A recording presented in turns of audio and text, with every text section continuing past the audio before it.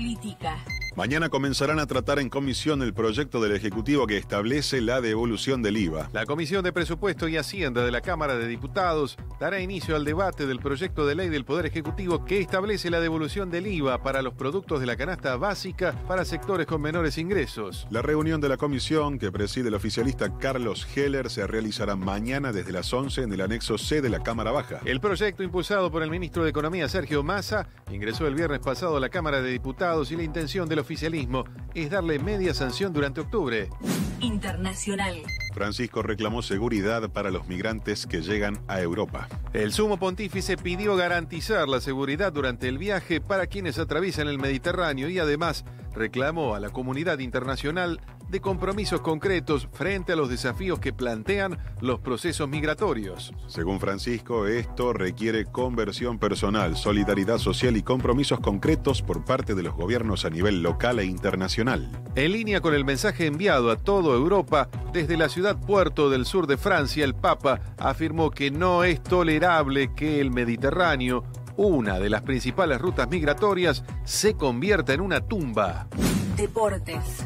Schwartzman y Echeverry debutarán mañana en el ATP 500 de Beijing. El Peque, relegado al puesto 133 del ranking mundial del ATP, luego de una temporada sin buenos resultados, se enfrentará mañana al alemán Alexander Zverev, número 10 del mundo, alrededor de la hora 23 de la Argentina. Por su parte, el platense Tomás Echeverry, número 31 en el escalafón mundial, jugará también este jueves, pero a partir de las 3 con un rival surgido de la clasificación, el sudafricano Lloyd Harris, ubicado en el puesto 149. El certamen en la capital china vuelve a jugarse luego de 4 años debido a que se suspendió sistemáticamente mientras duró la pandemia de coronavirus. Más información en telam.com.ar. Mandanos un WhatsApp. Mandanos Sarasa y Noticias. 11 65 16 44 46. Recontra Caput. Para que sepas lo que pasó, lo que está pasando y lo que va a pasar. Lunes a viernes a partir de las 11 en Caput.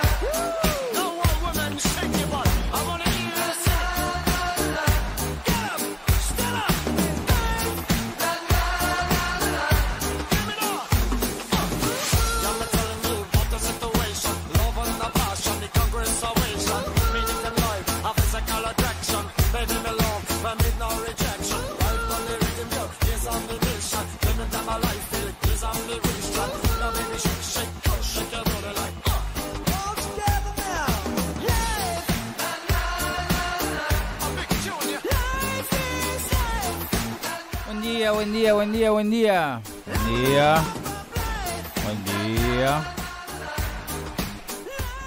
¿Cómo les va? ¿Todo bien? Acá estamos en Radio Caput. Mi nombre es Juan Martín Ramos Padilla. Vamos a estar acompañándote hasta la 1 de la tarde. Tenemos en la producción a Luciano Gara, tenemos en la operación técnica a Laureana Grumeli.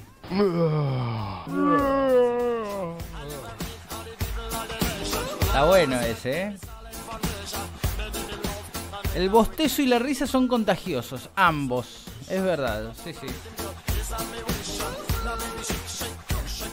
25 días nada más faltan para las elecciones nacionales. 25 días, menos de 4 semanas. Y además entramos hoy ya en una nueva etapa de la campaña electoral, porque claro, no se puede a partir de hoy hacer ningún corte de cinta, vamos a decir. No se puede llevar adelante por parte de los gobiernos nacional, provinciales y municipales ningún tipo de anuncio ningún tipo de anuncio de gestión. Esto es el famoso corte de cinta, las famosas tijeras ya no se pueden usar más hasta después de las elecciones.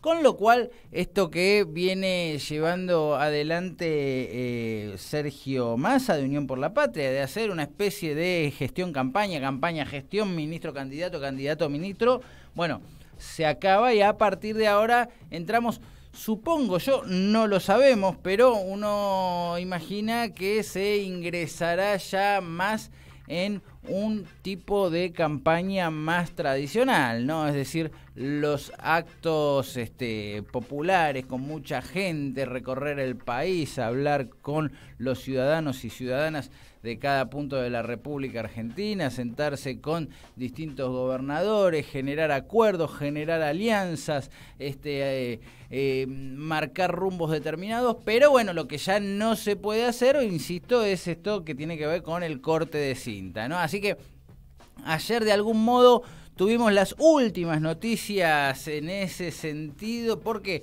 la realidad es que hace por lo menos 20 días que es una tras otra, ¿no? La cantidad de medidas que ha anunciado Sergio Massa en estos días fue impresionante. Todos los días se salió con alguna. Bueno, en esta última tuvo que ver con el IFE, sí. Massa anunció un ingreso federal de emergencia. ¿Vos sabías que el IFE se llamaba así?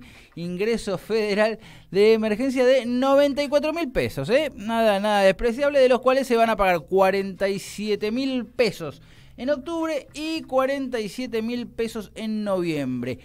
¿Quiénes pueden percibir la IFE? Bueno, trabajadores y trabajadoras informales que tengan entre 18 y 64 años y que no cuenten con ingresos registrados, ni reciben la asignación universal por hijo, ni reciben la beca Progresar, ni reciben el potencial trabajo, ¿no? Es decir, más o menos el que se está quedando afuera de todo. Bueno, si decís, che, loco, ¿cuándo me toca a mí? Nunca me toca. Bueno, esta es la tuya.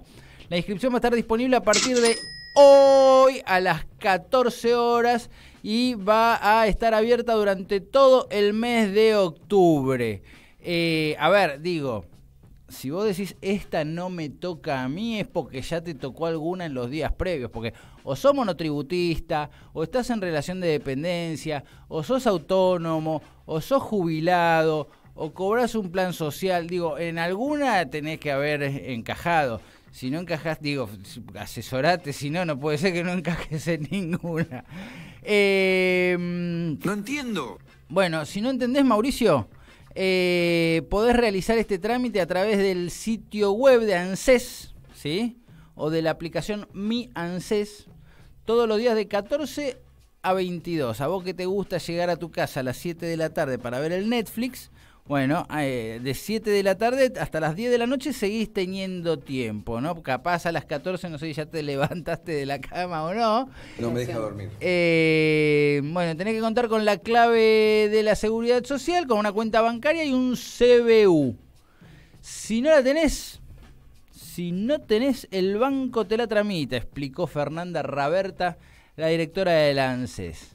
Bueno, Massa explicó, sí, que la IFE, esto me parece muy interesante, ¿no? Porque el punto es quién garpa, ¿no? El punto, ¿no? Acá digo, esto siempre son las dos monedas, las dos caras de una moneda, ¿no? Es decir, quién garpa cada una de estas cosas que se van anunciando. Bueno, explicó que se va a financiar con un anticipo extraordinario de ganancias que van a pagar aquellos sectores que fueron los grandes ganadores de la devaluación impuesta por el Fondo Monetario Internacional. O sea, los bancos, las compañías financieras y las compañías de seguro, que van a estar siendo notificadas hoy por la AFIP, les va a llegar la notificación, ¿sí? Entonces, de esta manera, la medida no va a afectar las cuentas públicas y vamos a mantener el orden fiscal, explicó Massa, sin que esto nos imposibilite llegar a los sectores más vulnerables. Bueno, la verdad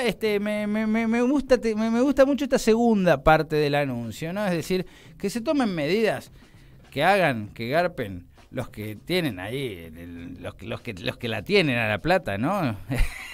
Así que está muy bien que los bancos paguen. Ahora, si vos estás recibiendo esto, lo que algunos, informalmente se llama seguros de desempleo, ¿no?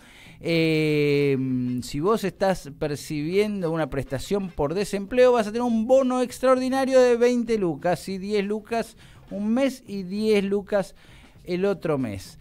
Bueno, por supuesto, ¿quién se enojó? Recién lo estábamos escuchando porque ya se había despertado a esa hora, no sé si anda por ahí dando vueltas todavía.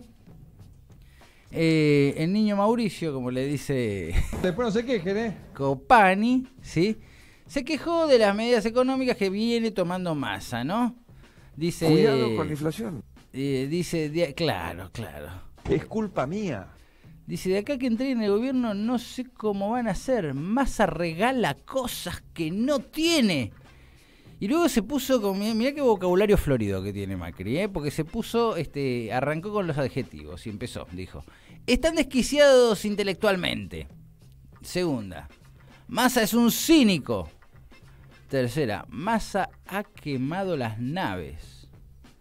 Cuarta, es perverso lo que hace. 5.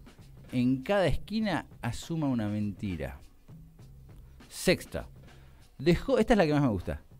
Dejó en ridículo internacional a los del FMI. Pobrecitos. Séptima.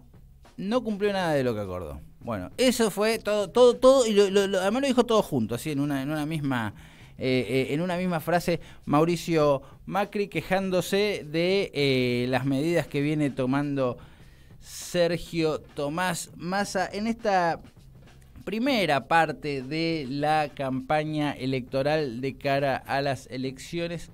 Recordamos que a partir de hoy entonces ya la campaña empieza a tener otra retórica porque no se pueden ya cortar cintas. Esta noche en la ciudad de Buenos Aires hay un debate de candidatos.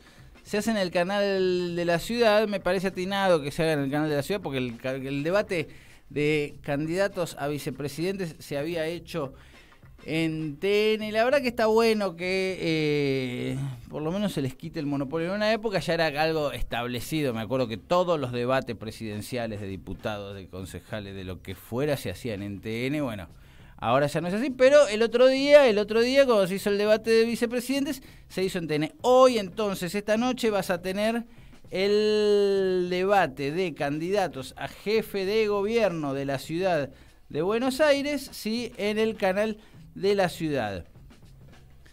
Mientras tanto te cuento que por supuesto andan dando vuelta ya sondeos de opinión pública, encuestas, y hay una que me pareció la verdad de los estudios más interesantes que vi en estas semanas, que es un estudio que hace Proyección Consultores, porque me pareció un estudio bastante completo. No se limita solamente a decir, bueno, ¿quién mide más, quién mide menos? No, la pregunta obvia de, bueno, si las elecciones fueran hoy, ¿a quién votarías? Esto es un estudio que se hizo del 16 al 21 de septiembre, es decir, la semana pasada, con mayores de 16 años, residentes en la República Argentina, con 2.260 casos, margen de error 2,10%, intervalo de confianza del 95,5%. Está en comunicación telefónica con nosotros para analizar un poquito los resultados que ahora vamos a ir contándote de este estudio. Manuel Zunino, titular de Proyección Consultores. ¿Cómo estás, Manuel? Juan Martín Ramos Padilla te saluda desde Radio Caput. Todo bien, Juan Martín, ¿cómo andás? Bien, muy bien. Bueno, gracias por atendernos. Como decíamos recién, la verdad a mí me resultó muy interesante este estudio que han hecho, bueno, estudio que vamos primero, si se quiere, a lo más tradicional, a lo más conocido de estos estudios, a lo primero que capaz se mira, ¿no? Lo plantea a Milei con 33,7, Massa con 29,1 y tercera Bullrich con 24,2%. Podríamos decir capaz acá que no hay grandes sorpresas y que cada vez se consolida más esta idea de que vamos a tener un balotaje el 19 de noviembre entre Milei y Massa. Así es, creo que sí, que si bien es una foto distinta a la de la PASO, porque Bullrich está perdiendo territorio y están creciendo Milei y Massa, no hay sorpresa porque lo venimos observando a lo largo de las últimas semanas. Es más, podemos verlo incluso en gestos de distintas campañas. A Bullrich es evidente que tuvo muchos problemas para comunicar su propuesta, sus ejes de campaña. Está tratando de dar golpe de efecto, tiene dificultades porque además Milei y Massa decidieron polarizar entre sí y a ella le cuesta mucho ingresar en esa conversación, además con los déficits que tiene en términos de conocimiento y expertise económico, que es el principal tema del que los argentinos esperan que se hable en la campaña y de los que los dirigentes hablan. Así que ahí vemos una foto todavía de algo así como tercios, pero en la que Patricia Bullrich ya va quedando relegada, y creo que la clave para entender eso es que no está logrando totalizar el voto de Horacio Rodríguez Larreta. O sea, los votantes de Horacio Rodríguez Larreta de la PASO no están en su totalidad quedándose con Patricia Bullrich. Solamente hoy retiene el 60% de ese universo, así que ahí tiene su principal complicación, que significa no poder contener el voto de su propio espacio. Y te decía esto de los gestos, ayer vimos por primera vez, me parece, a Patricia Bullrich con Horacio Rodríguez Larreta, con Diego Santilli recorriendo el Gran Buenos Aires, así que intuyo que tienen un diagnóstico similar. Claro, ¿no? Lo que pasa, ahí habrá que ver, va a ser muy interesante, y ahora quisiera meterme un poco en esto de la transferencia de votos que nos contabas vos recién. Me parece que el gran interrogante que se va generando y que va a ir creciendo cada vez más es cómo va a funcionar esa transferencia de votos una vez que hayan pasado las elecciones y se vaya camino al balotaje, ¿no? Es decir, si esto se mantuviera así, ese 24% de Patricia Bullrich, bueno, es el tercio un poco que va a terminar desempatando la elección, ¿no? Sí, sin ninguna duda, y también estamos viendo cómo los candidatos, sobre todo creo que Sergio Massa es el que está anticipándose en la carrera a ese escenario de balotaje. Por ejemplo, con el acto en el norte, y de alguna manera planteando que va a construir un gobierno transversal, de unidad, convocando a gobernadores o dirigentes del radicalismo, que hoy explícitamente no pueden decir que lo apoyarían a Sergio Massa, porque todavía está en carrera Patricia Bullrich, pero dicen ante un eventual balotaje no votaría a Milei, lo dijo, por ejemplo, Emiliano Jacobiti. Claro. Ahí creo que Massa está tratando de ir configurando ese escenario, sabiendo que es un escenario complejo, pero que es un escenario complejo, yo te diría, para cualquiera de los tres que llegue al balotaje. Hoy ninguno, ni Massa, ni Milei, ni Patricia Bullrich, tienen un techo que les permita por sí mismos tener la capacidad de ganar un balotaje. Necesitan hacer todo un esfuerzo y todo un trabajo de campaña. Claro, porque un temor... Son datos que también están en la encuesta. Un temor en ese sentido que había, sobre todo los primeros días posteriores a la PASO, dentro de lo que son, si se quiere, las periferias o los sectores de militancia cercanos a Unión por la Patria, tenía que ver con que Milei lograra alcanzar el 45% en primera vuelta, o lograra sacar una diferencia de más de 10 puntos con Massa, y esto le permitiera evitar el balotaje. Hoy podríamos decir que, como están las cosas, se ve difícil ese escenario. Sí, exacto. Por ahí las primeras semanas en las que se la vio muy desorientada y errante a Patricia Bullrich, había cierto riesgo para el oficialismo de que eso pudiera pasar, pero imagínate que para que suceda eso, Bullrich tendría que sacar cerca de 12 puntos. O sea, es un escenario difícil, porque si bien le costó, ahora está empezando a encontrar su lugar y dentro de todo consolida, por lo menos de manera defensiva, algunos de los votos, o la mayor parte de los votos del espacio. No le permite meterse en el balotaje, pero tampoco la aleja todavía y la mantiene con chances. Eso es lo que necesita el oficialismo, que Patricia Bullrich no crezca, pero que tampoco caiga. Por ahora ese escenario se está dando. Yo seguiría minuto a minuto la campaña y día a día, porque sabemos que estamos en un contexto muy complejo, muy volátil en los electores y del lado de los electores, así que no hay que cerrar ninguna posibilidad, si bien las probabilidades indican que habría un balotaje entre Javier Milei y Sergio Massa. Bien, hay un cuadro que planteas en tu estudio, Manuel, de transferencia de voto, que, bueno, debo decirlo para aquellos que no somos sociólogos, no es un cuadro de facilísima interpretación, sino que te tenés que sentar un rato a entenderlo, ¿no? Pero bueno, es un cuadro... Se las complicamos un poco, ¿no?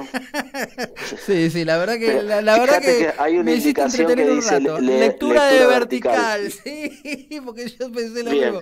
Sí, no, es un cuadro de doble entrada donde lo primero que uno se pregunta es: ¿esto se lee de arriba para abajo o de izquierda a derecha? Y bueno, y después encontrás el cartel que dice esto de lectura vertical. Bueno, básicamente... Te aseguro que si hacíamos un gráfico iba a ser como si fuera una marea revuelta, una cosa que no le iban a entender, pero ni a palos. Por lo menos así, con un mínimo esfuerzo, se comprende. Se llega a comprender, tal cual. Sí. Pero bueno, es muy interesante esto. Básicamente lo que plantea es, bueno, de las PASO hacia esta segunda etapa de las elecciones generales, de dónde hacia dónde se transfieren los votos de aquellas personas que no votan igual que votaron en las PASO, ¿no? Me gustaría que capaz nos cuentes vos cuáles son las conclusiones más relevantes a las que arribaste al momento de diseñar este cuadro. Bueno, una de esas es la que te anticipaba, que tiene que ver con la dificultad de Bullrich para retener el voto de Larreta. Estamos hablando del 11% de los votos de las PASO, o sea, es el de los candidatos que quedaron afuera, el más importante, el más voluminoso. O sea, ahí el dato, además de que Bullrich no puede retener, lo que nos llamó mucho la atención es que el segundo que se alimenta de ese voto es Javier Milei. Hoy una de las proteínas del crecimiento de Milei es el voto de Horacio Rodríguez Larreta. Quizás si nos preguntábamos o nos hacíamos esa pregunta antes de la PASO o después, antes de hacer la encuesta, no lo imaginábamos. Pensábamos que iba a estar un poco más arriba Sergio Massa que Javier Milei dentro de su universo. Pero bueno, en definitiva hoy el 20% de los votos de Larreta van a Milei y cerca de un 12% van a Massa. Esto lo confirmamos en otros estudios, además, que hicimos en provincia de Buenos Aires, en Córdoba, en distintos lugares, se da una tendencia bastante similar.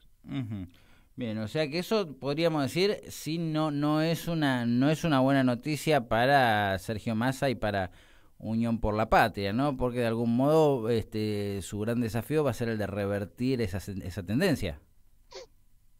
Y estamos hablando, mira, justo que se dieron ayer los anuncios del ministro, estamos hablando de un universo de votantes más cercanos obviamente a una mirada opositora, o sea, lejano en realidad de Alberto Fernández, no tanto de Sergio Massa, y de nivel socioeconómico medio-bajo sobre todo. Creo que las medidas de ayer apuntaron directamente a tratar de empatizar y dialogar con ese, y ayudar obviamente a ese universo de ciudadanos que hoy todavía están ahí buscando su camino, porque vemos que el votante Horacio Rodríguez Larreta es el que está por ahora más sinuoso, más indefinido. Pero bueno, en principio no es una buena noticia, pero tampoco es una tendencia dura o irreversible. Y del lado, sí, la buena noticia que tiene Sergio Massa es que retiene casi la totalidad del voto de Juan Grabois. O sea, digamos la totalidad, siempre hay pequeñas migraciones de un lado hacia otro, incluso algunas que parecen que si uno las mira dice esto es muy contradictorio. No sé, gente que votó a Miriam Bregman y ahora vota a Javier Milei. Mira. Vos decís no lo puedo creer, pero cualquiera que haya fiscalizado en una elección sabe que es muy frecuente sacar boletas de distintos colores, claro. O nada, o tenemos amigos que hacen esos cambios pensando en ideas estratégicas que son válidas obviamente. Ajá. Pero bueno, para volver al tema, Sergio Massa retiene la totalidad del voto de Juan Grabois, o sea, lo que sacó el espacio en la PASO es como el punto de partida, el piso. Y la otra buena noticia para el oficialismo es que primero se está recuperando en la zona norte de la Argentina, en todas las provincias del norte, que fue además donde hubo menos participación, o sea, es donde hay más electores para ir a ganar. Y por otro lado, dentro de los que no fueron a votar, hay una tendencia favorable, si bien está bastante repartido, pero hay una tendencia favorable a Sergio Massa, lo que lo mantiene en esta situación de balotaje. Bien, bien. Hay una parte que tal vez es la más completa en cuanto a cómo van desagregando los distintos segmentos, ¿no? Hacen ustedes un análisis separando, bueno, cómo vota la gente según su género, cómo vota la gente según su edad, cómo vota la gente según su nivel académico, nivel educativo, gracias, y cómo vota la gente en función de la zona geográfica en la que vive. Bueno, ahí si se quiere, capaz también te hago un poco la misma pregunta. ¿Cuáles son las principales conclusiones que sacaste? Acá te digo, yo mientras lo leía me divertí muchísimo con esto, porque acá hay de todo, ¿no? Para encontrar, por ejemplo, encontré que el voto a Milei es mucho más masculino que femenino, y el voto a Unión por la Patria es al revés. Exacto. Ese dato y en general en todos los cuadros lo que vemos como particularidad de esta elección es que están muy definidos los nichos de cada uno de los candidatos. Por ejemplo, si lo vemos por edad, hasta 34 años Javier Milei predomina. O sea, entre 35 y 54 Sergio Massa predomina, y después de los 55 crece Bullrich. O sea, se divide por característica demográfica y se diferencian mucho los candidatos. Decime, perdón. No, esto porque me interesa mucho esto de que se plantea de que son los jóvenes y las jóvenes quienes más votan a Milei, o donde está más fuerte, lo tenemos, digamos, fuertemente testeado. Es así, acá en el caso del estudio que planteas, se lo ve a Milei sacando casi el 40% en ese sector, o sea que su sector fuerte claramente es ese. Sí, y a mayor edad va decreciendo el voto de Javier Milei. Se terminó de consolidar esa tendencia. Si bien Unión por la Patria tiene cierta cercanía todavía en ese segmento de los jóvenes, hoy el que está dominando ese universo es Javier Milei, sí, sin duda. Bien, y pasa lo mismo en relación a los estudios al nivel educativo. Uno veía que el secundario incompleto también se acerca al 40%, en realidad 37,8% Javier Milei, pero bueno, también se me ocurre que eso debe tener que ver no tanto, debe tener mucho que ver con la corta edad, es decir, obviamente una persona de 16, 17 años no puede tener el secundario completo, ¿no? Bueno, ahí hay sí un plus en esas cifras que lo explica, pero también hemos visto varios mapas de calor o de distribución de los votantes posterior a la elección, a los resultados de la elección, y veíamos como, por ejemplo, en segundo y tercer cordón del Gran Buenos Aires crecía Javier Milei, o en el sur de la ciudad de Buenos Aires crecía Javier Milei. O sea, eso también o sea, nuestro dato en realidad viene a confirmarse en la realidad del escrutinio definitivo de la PASO. Así que esa tendencia también está muy marcada, la diferencia. Milei predomina en el nivel socioeducativo, que también es un aproximado al nivel socioeconómico bajo, digamos. Unión por la Patria en el sector medio, y en los votantes de nivel alto, Juntos por el Cambio crece. Ahí también hay una distribución bastante diferenciada entre ellos. Y yo me había quedado, creo que te interrumpí cuando me decías lo del género. El voto de Javier Milei está hipermasculinizado. Estamos hablando de que cada 10 votantes de Milei, 6 son hombres aproximadamente, incluso más, en algunas zonas más. Eso es una limitación o un obstáculo que tiene Milei, porque hay otro dato que le genera una complicación, que es que los votantes que se sumarían en las PASO y los que votaron espacios que no superan el 1.5, o sea, todo el voto ese en disputa, ese voto que van a ir a buscar los candidatos, la pecera donde van a ir a buscar, es mayoritariamente un universo femenino. Ahí el 55% son mujeres. Esto chequeado y analizado por la consultora Beta Lab en base al padrón electoral. O sea, Milei tiene una composición de voto masculino, una agenda mucho más planteada hacia los hombres, y va a tener que ir a buscar votos en un universo femenino. O sea, ahí tiene un obstáculo. Mirá qué interesante esto, mirá qué interesante. Y después me llamó, bueno, el frente que vi que tiene diferencias muy marcadas en los distintos espacios, es el frente de izquierda, que podríamos decir capaz que el frente de izquierda está fuerte entre los jóvenes, entre los universitarios completos y en la provincia de Buenos Aires y Ciudad de Buenos Aires.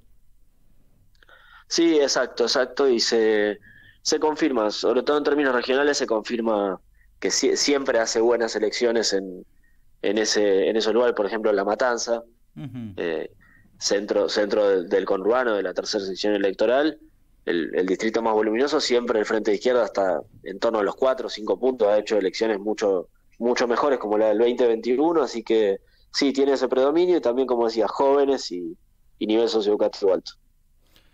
Bien, Manuel, la última página de tu informe sobre la cual te consulto tiene que ver con una pregunta que hacían: ¿cuál es la probabilidad de que vote o que no vote a tal o cual candidato? Y acá encontramos, ¿no?, que hay casi un 60%, 58, en realidad salen bastante empatados los tres, pero vamos a decir, hay un 58,9% de personas que dicen no creo que lo vote o jamás votaría a Javier Milei, hay un 61,6% que no cree que vote o que jamás votaría a Sergio Massa, y hay un 61,9% que dice lo mismo sobre Patricia Bullrich. Bueno, si vamos a un balotaje, algunas de estas personas, sea cual sea el escenario, va a tener que rever lo que dijo, me parece, ¿no?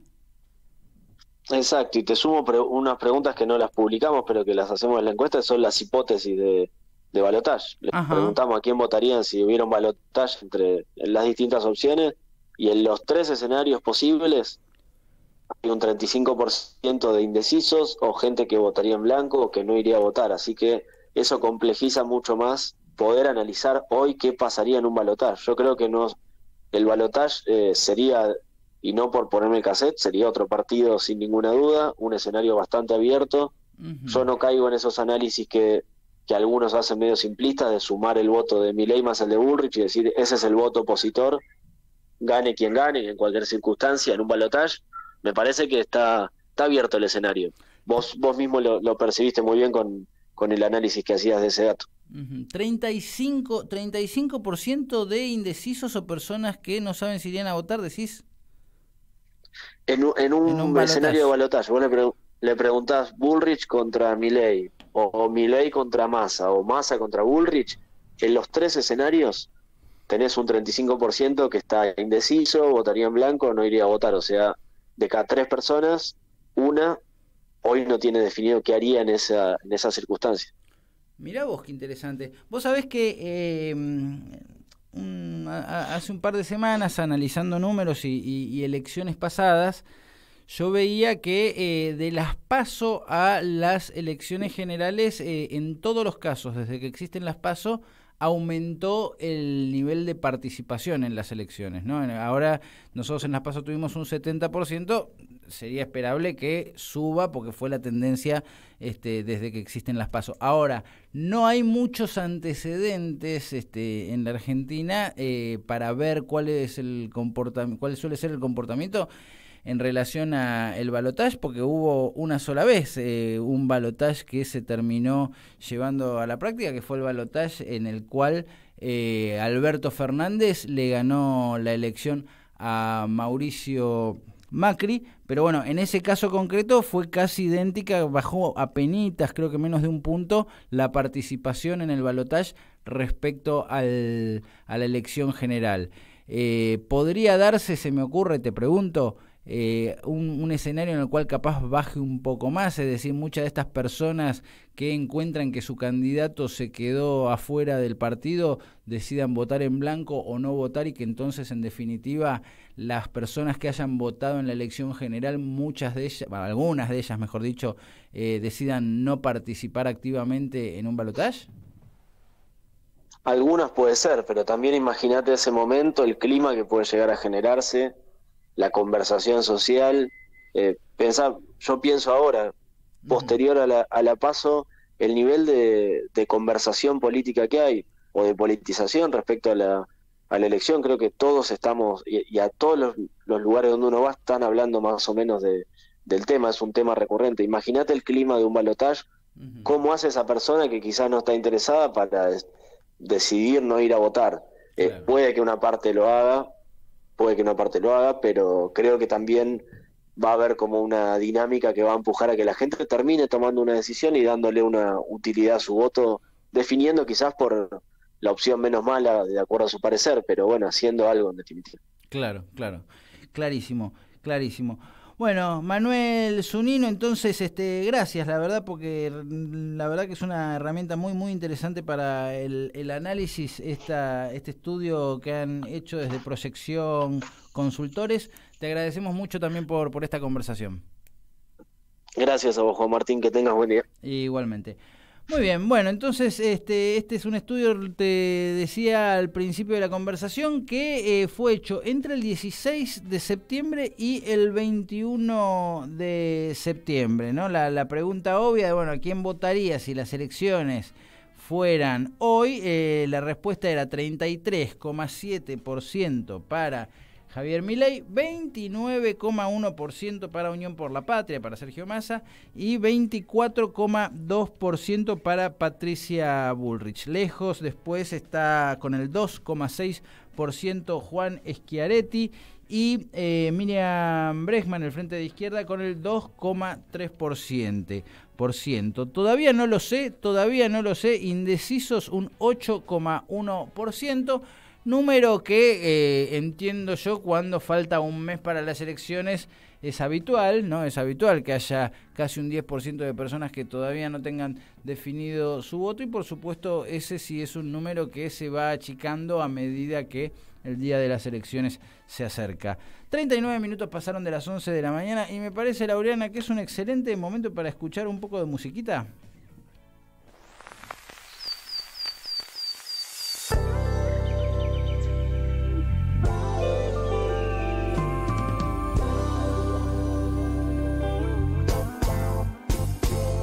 Es un buen día, salgamos a caminar.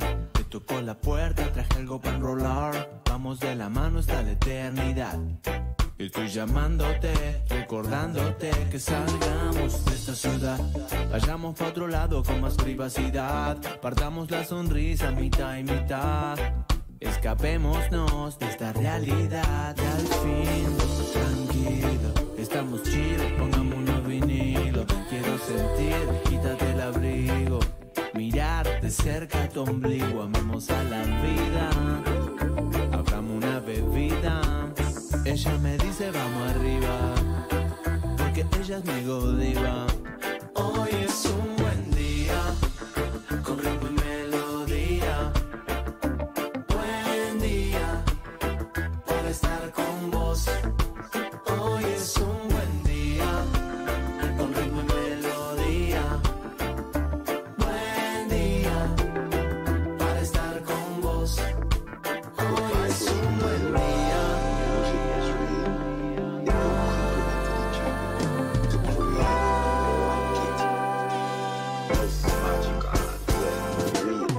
Tu belleza no se compara. Late night, bebé, me dejaste de cara. Olvidemos en la cama lo drama. Hagamos lo que nos dé la gana. Cool down, suave, dale, vamos para arriba. Relax, me elevaste a la cima. ¿Dónde vas? Generas buen clima. Estás divina como América Latina. Bendiciones positivas trae esta canción. Vamos a prender esa vela cuando baje el sol. Va a iluminar con alegría y darnos todo el amor. Y que la llama no se apague en nuestro corazón.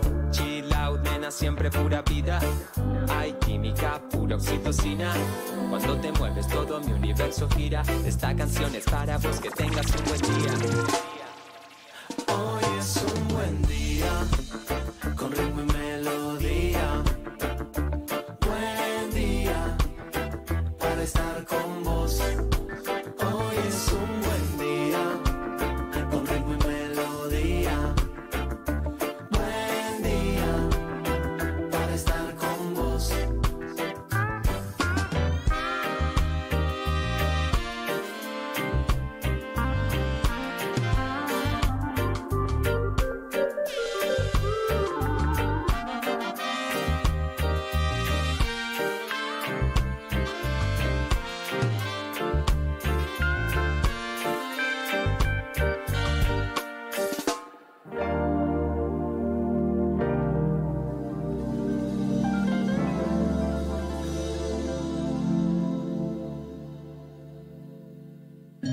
En Caput. El expresidente de Uruguay, José Pepe Mujica. Pasan cosas. Es un momento de cooperar, de juntarse, de aguantar la solidaridad. Lógicamente, cuando las papas queman, los hombros más fuertes den una mano a los más débiles.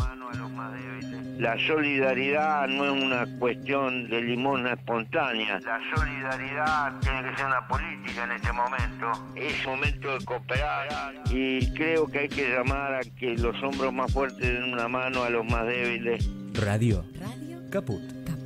Se tendrían que sentir orgullosos de poder contribuir. Esas cosas. La escuela, la pedagogía, los pibes, sus docentes, la crisis, el barrio y la Argentina reunidos en un memorial que no son anécdotas. A eso vine, de Néstor Rebecki. Historias, reflexiones y escritos sobre educación secundaria. A eso vine, de Néstor Rebecki. Disponible en todas las librerías. Ediciones Sicus. La buena lectura ilumina.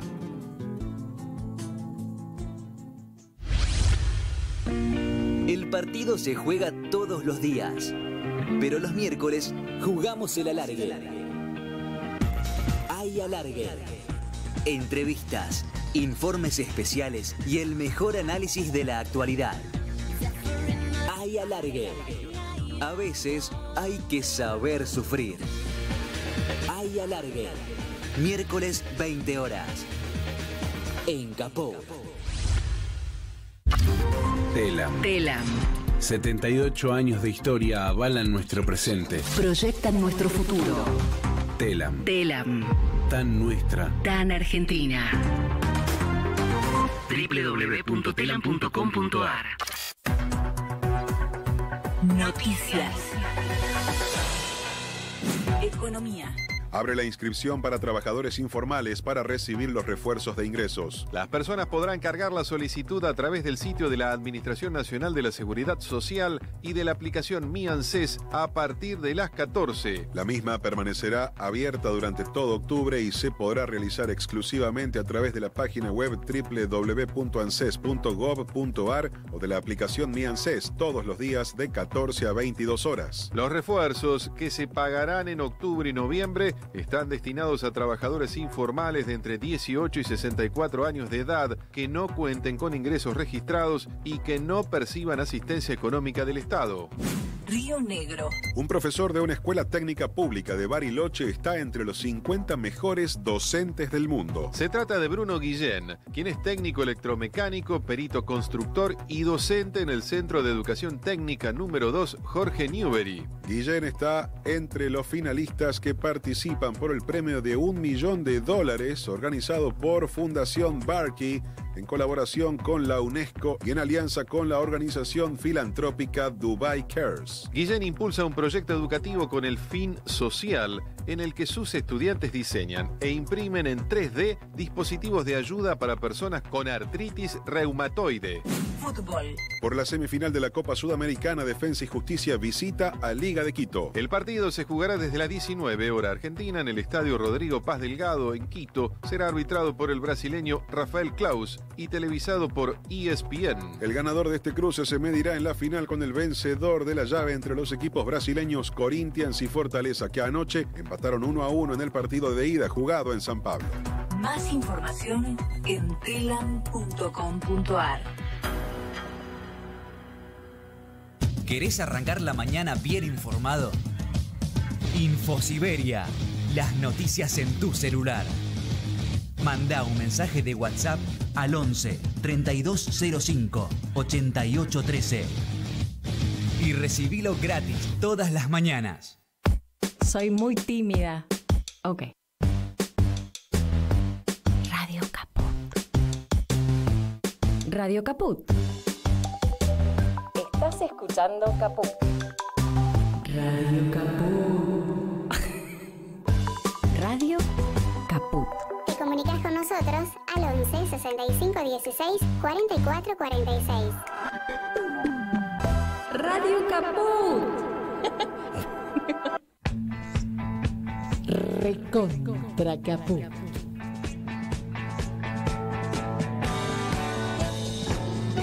Para que sepas lo que pasó, lo que está pasando y lo que va a pasar. En Radio Caput.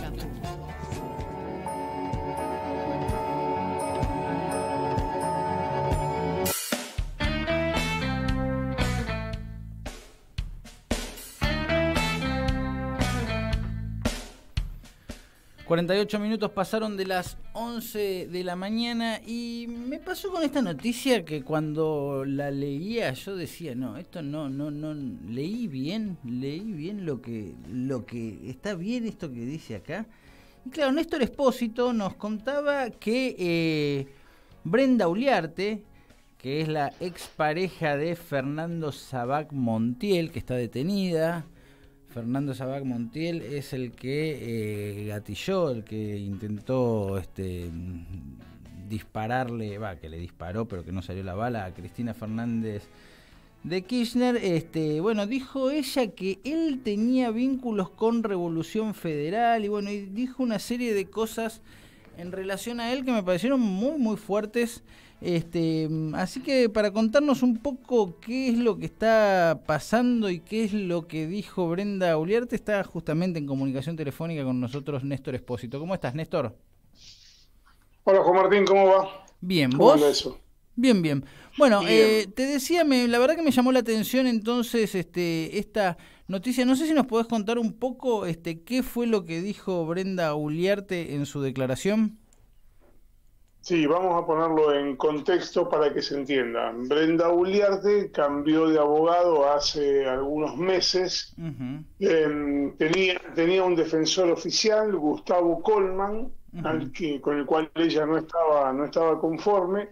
Su padre, el padre de Brenda Uliarte, le acercó un defensor particular que es Carlos Tejeldín, el mismo del juicio por la AMIA, el mismo que tuvo más de 10 años preso y finalmente fue declarado inocente en un juicio que fue nulo. Uh-huh. Estudió abogacía en la cárcel y hoy es un abogado y en cierto sector del Poder Judicial le va bastante bien. Uh-huh. La provincia de Buenos Aires, en sectores que están con problemas de esos cotidianos con el Poder Judicial, le va muy bien, tiene mucha clientela. Bueno, tiene a Brenda Uliarte, y Brenda Uliarte ayer concretó algo que venía insinuando, que es la presentación de un escrito en el cual básicamente hay tres grandes líneas. La primera es: yo no fui. Uh-huh. Brenda Uliarte se despega de Fernando Sabac Montiel, incluso dice que ella intentó frenarlo en el momento en que ya estaban ahí en la puerta de la casa de la vicepresidenta, uh-huh, cuando iba a cometer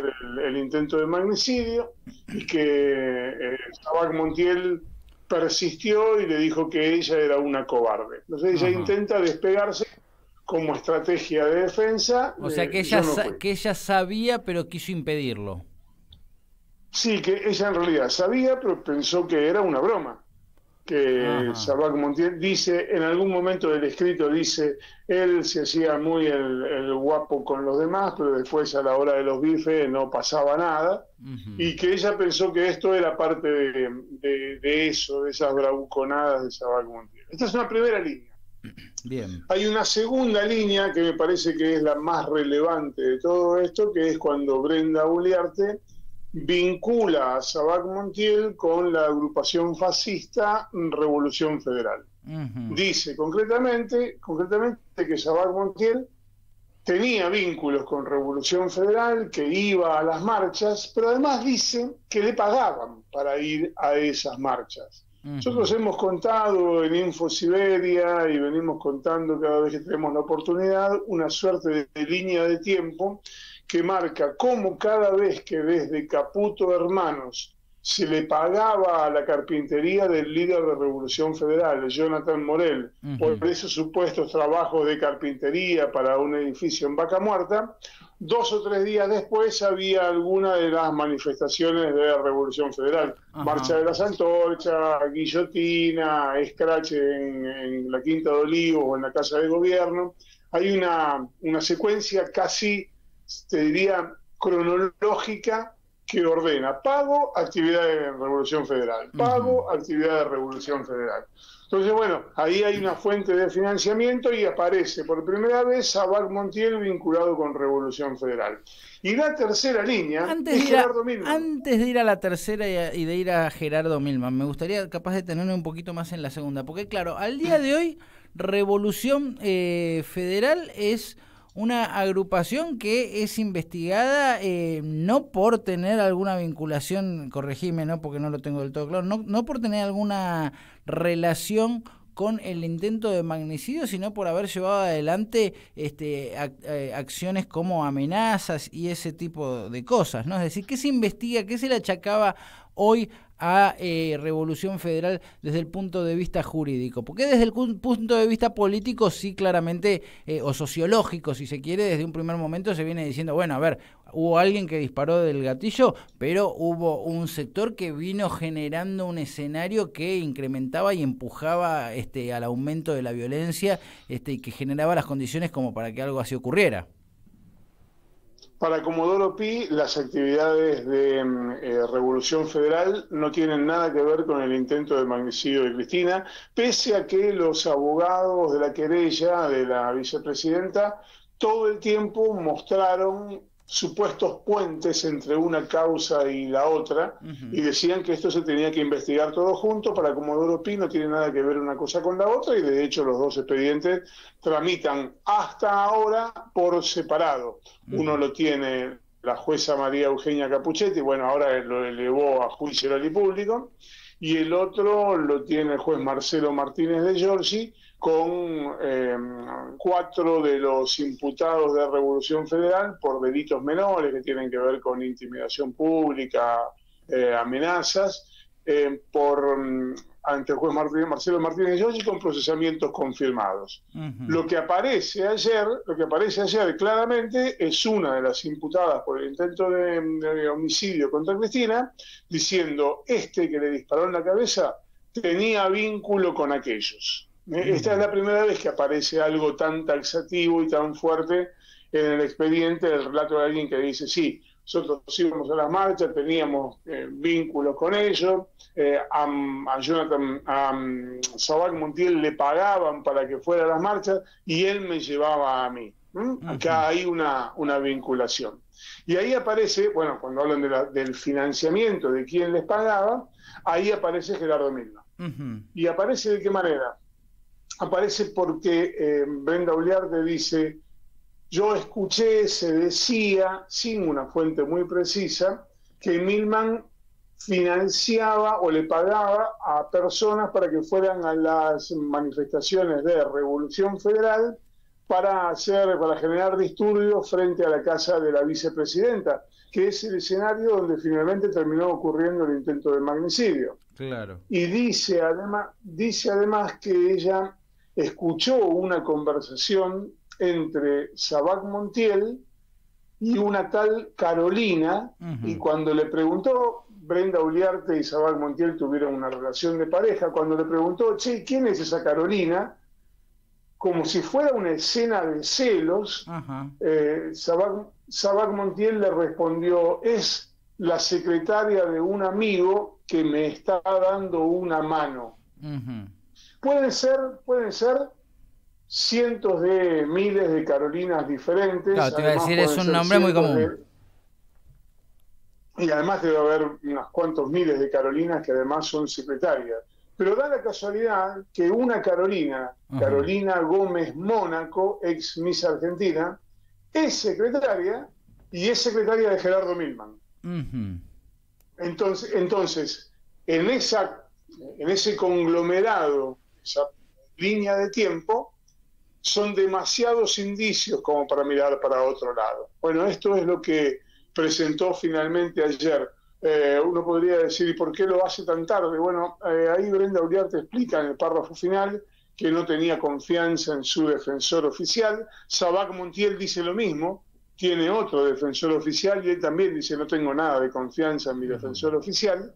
Entonces, en ese contexto es que ella explica que ahora que está viviendo el infierno, que hace más de un año que está presa, que nunca había estado presa, que no se lo banca, que está ahora tiene más confianza en su defensa, entonces ahora decide empezar a hablar. ¿Todo esto puede ser mentira? Sí, puede ser mentira, claro. Está declarando como imputada, no tiene obligación de decir la verdad. Claro. Pero cuanto menos hay una línea de investigación como para que, bueno, de una buena vez por todas se pongan a investigar en serio. ¿Podría ser también que le haya soltado la mano, digamos, que se haya cansado de una situación y digo, bueno, no, hasta acá llegó mi amor, ahora trato de salvarme de manera individual y me despego de todos los demás? Mira, en tono conjetural todo es posible.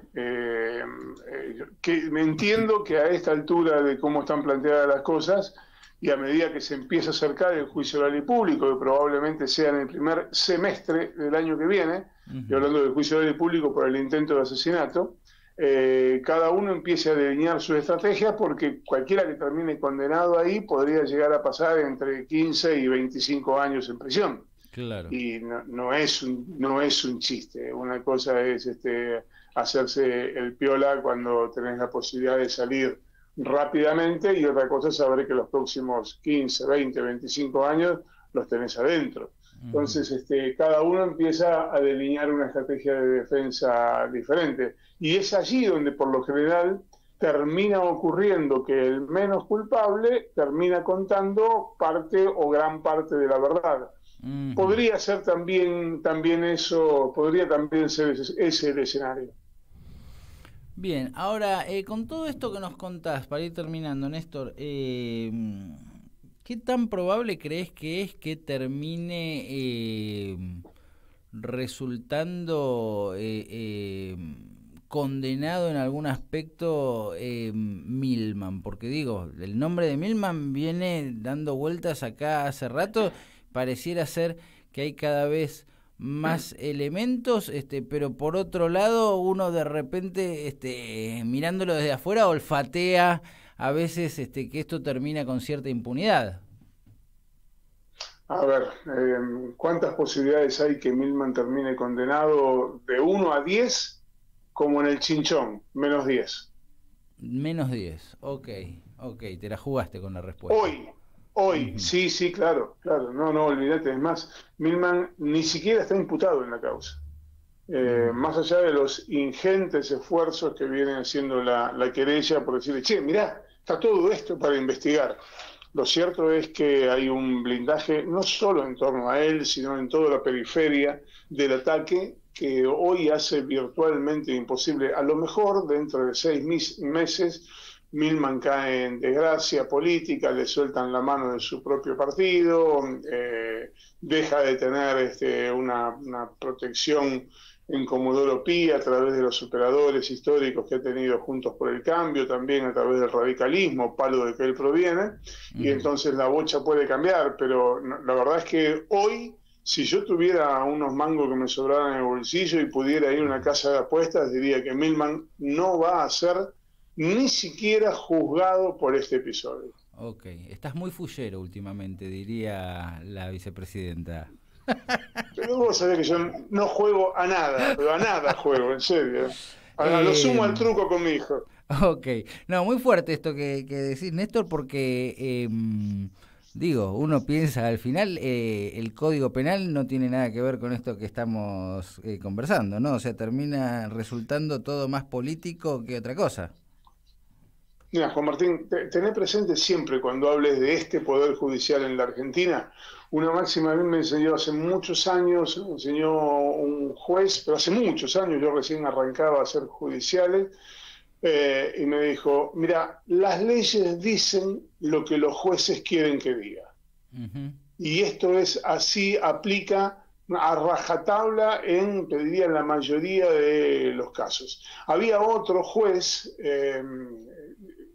puedo decir una grosería, pero la quiero repetir textual para que se entienda de qué estamos hablando. Dale. Ese juez se llamó Claudio Bonadío. Ajá. Claudio Bonadío solía decir, no era una frase de él, pero él la decía con mucha frecuencia, decía, a los amigos la cola. Bueno, decía otra cosa, decía, a los amigos la cola, a los enemigos por la cola, al resto el derecho penal. Ok. Fuerte la frase, sobre todo imaginándola pronunciada por Bonadío. No es una frase original de él, él la solía repetir. Bien. Néstor Espósito, bueno, te agradecemos muchísimo esta conversación. Un abrazo. Chau. Señores, señoras, 3 minutos pasaron de las 12 del mediodía y es un buen momento, si te parece, Laureana, para escuchar un poquito de música. Cada año va a ser todo más extraño, intentando acostumbrarnos a tantos cambios. Cada año va a ser todo más extraño, intentando acostumbrarnos a tantos cambios. El agua está por terminar, que se imaginaría que esto pasaría, con clima de máximas y mínimas, heladas y sequía cae cada día. No hay lluvia, después todo se inunda, parece que ahora todo está por extinguirse, con el servicio del celular, que es el negocio que todos quieren subirse. No te acostumbres a las costumbres, cada año va a ser todo más extraño, intentando acostumbrarnos a tantos cambios. Cada año va a ser todo más extraño, intentando acostumbrarnos a tantos cambios.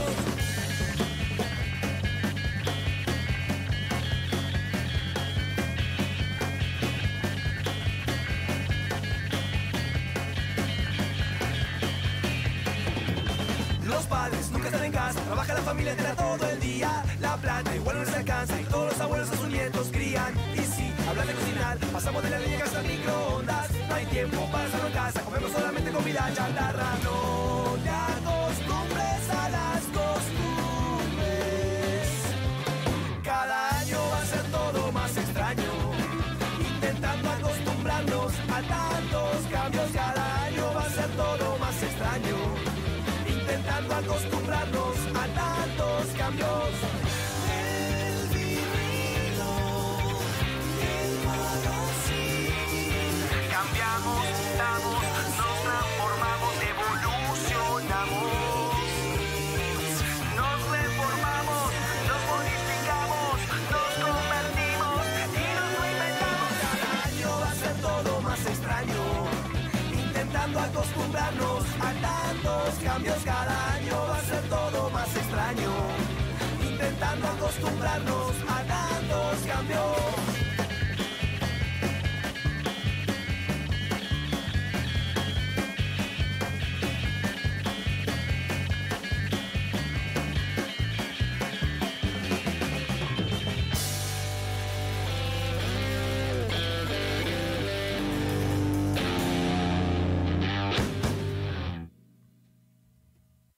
Hoy Chicha se nos fue. En Caput Ana María Cariaga, pero quizás nos sobrevuele con su alma de abuela guerrera. pasan cosas. Para darte a vos, Clara Anaí, esos abrazos tejidos y abrigados. El zapabón. Decir que es merecido es poquito, no hay palabras para describir a Chicha. María Victoria. Con nosotros los nietos era sumamente cálida. Yo no me puedo olvidar de los regalitos que nos traía también a nosotros.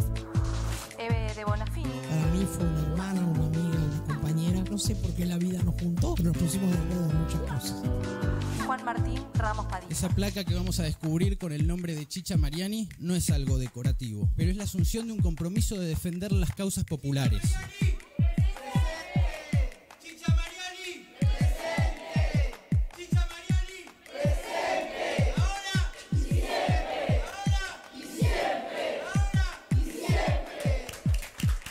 Radio Caput.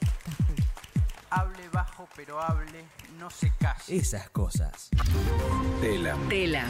78 años de historia avalan nuestro presente. Proyectan nuestro futuro. Telam. Tan nuestra. Tan argentina. www.telam.com.ar. Noticias. Buenos Aires. Alberto Sileoni destacó que ya inauguraron 200 escuelas en un plan que se va a profundizar. De esta manera, el director general de Cultura y Educación bonaerense resaltó las obras que concretó la administración de Axel Kicillof en 4 años. Sileoni adelantó que si el gobernador logra su reelección, va a profundizar las políticas en materia de infraestructura escolar porque se necesitan más establecimientos en el distrito. El funcionario bonaerense analizó además que en los comicios se juegan 2 modelos, uno con la motosierra, destruyendo al Estado, con la eliminación de derechos, sin escuelas nuevas y con los docentes como culpables de todos los males, mientras que en el otro la propuesta es más Estado, más derechos, más aprendizajes y más conocimientos.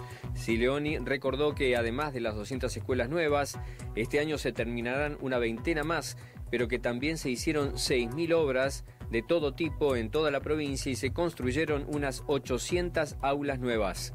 Tierra del Fuego. La provincia espera una prometedora primavera batiendo récords. El presidente del Instituto Fueguino de Turismo, en diálogo con Telam Radio, destacó el gran crecimiento turístico de esa provincia. Dante Kerciali subrayó el acompañamiento de la gran herramienta que es el previaje y la proyección de seguir batiendo récords en diferentes aristas de la actividad al hacer un balance en el marco del Día Mundial del Turismo. Tierra del Fuego es la verdad que es un destino de 4 estaciones, un destino que tiene mucho para ofrecer en primavera, mucho para ofrecer en verano y un panorama que cambia totalmente en otoño y en invierno con otros colores, con otros atractivos, con otras cualidades que hacen que Tierra del Fuego sea justamente un lugar para visitar todo el año y así está sucediendo, ¿no? Cada vez es más constante el movimiento y prácticamente estamos haciendo año completo con una gran cantidad de movimiento, acompañado también por esta gran herramienta del previaje que nos ha ayudado a que los meses de menor actividad se hayan mantenido con un gran dinamismo. Fútbol. Defensa y Justicia visita a Liga de Quito en la semifinal de la ida de la Copa Sudamericana. El partido se jugará desde las 19 horas de Argentina con transmisión de ESPN. El ganador de este cruce se medirá en la final con el vencedor de la llave entre los brasileños Corinthians y Fortaleza, que anoche empataron 1-1 en la ida. Más información en telam.com.ar.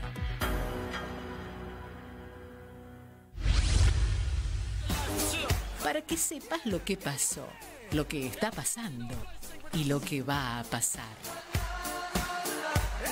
Recontra Caput. Lunes a viernes a partir de las 11 en Caput.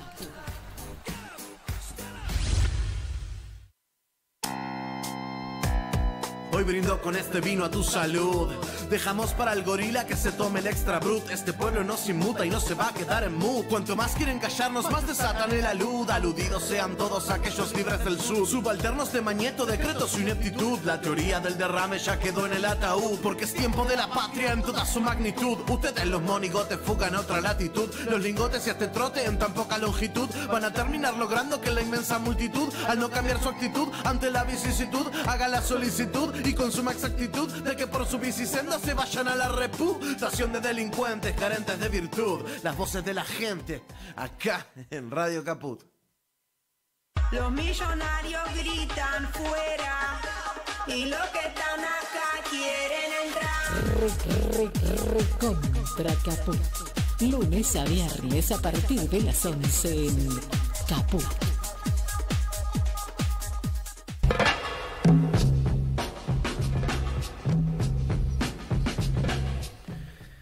Y vamos a hablar de una noticia que seguramente le generó algún entusiasmo a más de uno, a más de una, alguna ilusión tal vez. Y tiene que ver con que los proyectos para reducir la jornada laboral... mira cómo sonríen ahí, Los proyectos para reducir la jornada laboral empezaron a ser discutidos por la Comisión de Legislación del Trabajo de la Cámara de Diputados. Hay 7 iniciativas dando vueltas, varias son de Unión por la Patria, 5 son de Unión por la Patria, hay una del FIT y hay una del Partido Socialista. Y bueno, los proyectos apuntan a bajar la actual cantidad de horas de 48 horas semanales. Esto 48 horas semanales sería 6 por 8, ¿no? Es decir, 6 días a la semana, 8 horas, eso te da 48, sí, la verdad que agotamiento.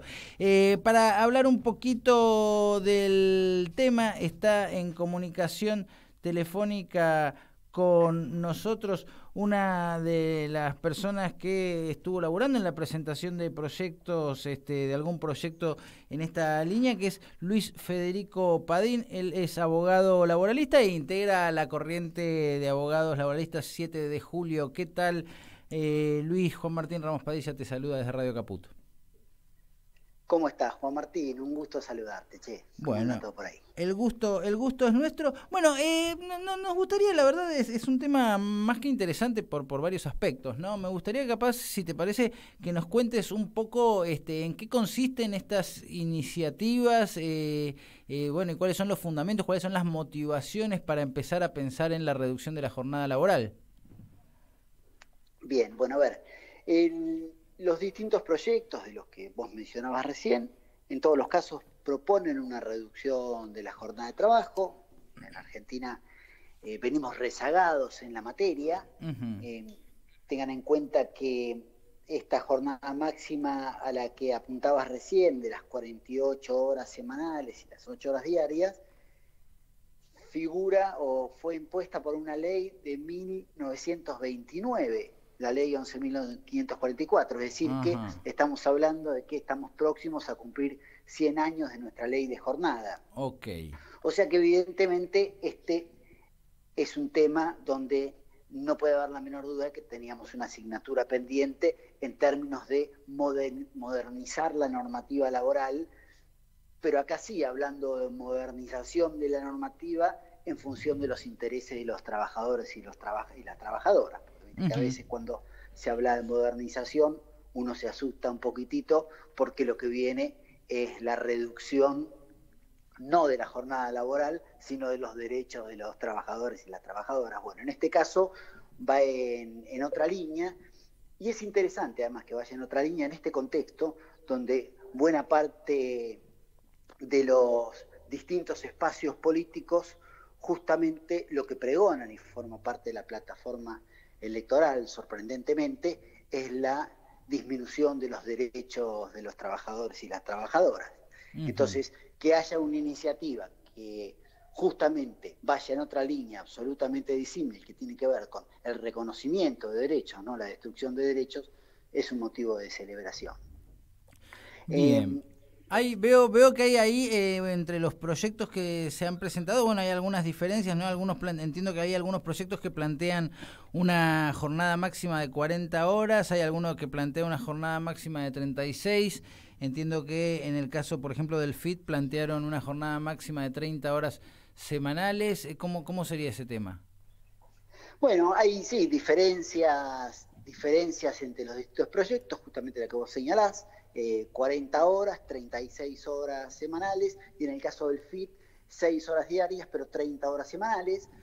En definitiva, es una cuestión que se irá resolviendo a medida que avance la discusión sobre este tema, pero en todos los casos sí es importante que se pone el eje sobre la reducción de la jornada, asumiendo un problema que tiene la República Argentina, donde se trabajan muchísimas horas y estamos aplicando una normativa propia de otra realidad histórica.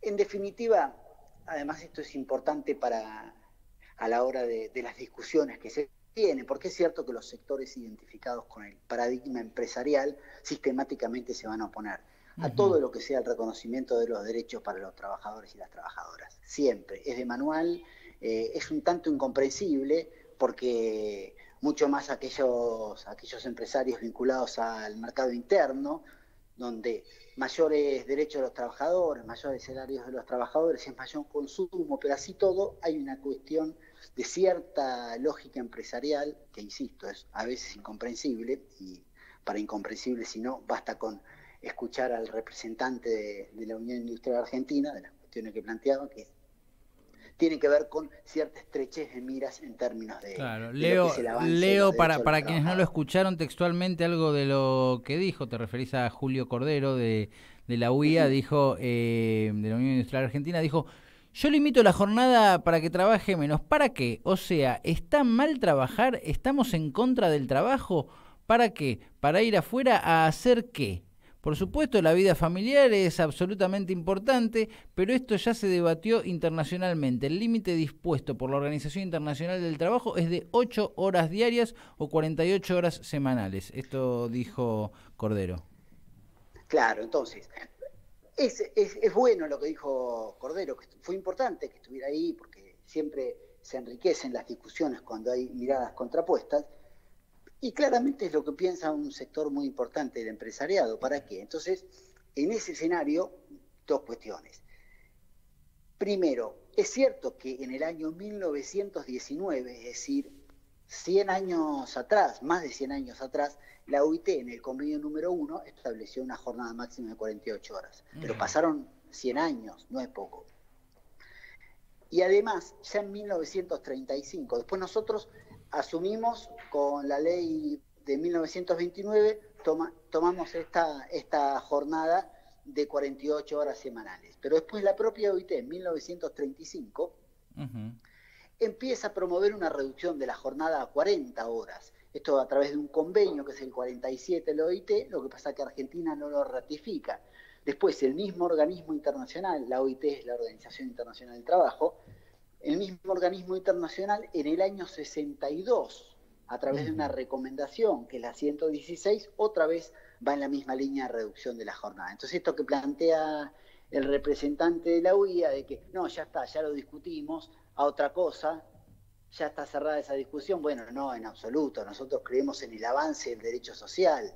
Digo, no es que, inclusive hay principios de pactos internacionales que están incorporados a nuestra Constitución Nacional, que es, por ejemplo, el Pacto Internacional de Derechos Civiles, Económicos, Sociales y Culturales, inclusive el artículo 75, inciso 19 de nuestra Constitución, hablan del principio de progresividad. ¿Qué significa esto?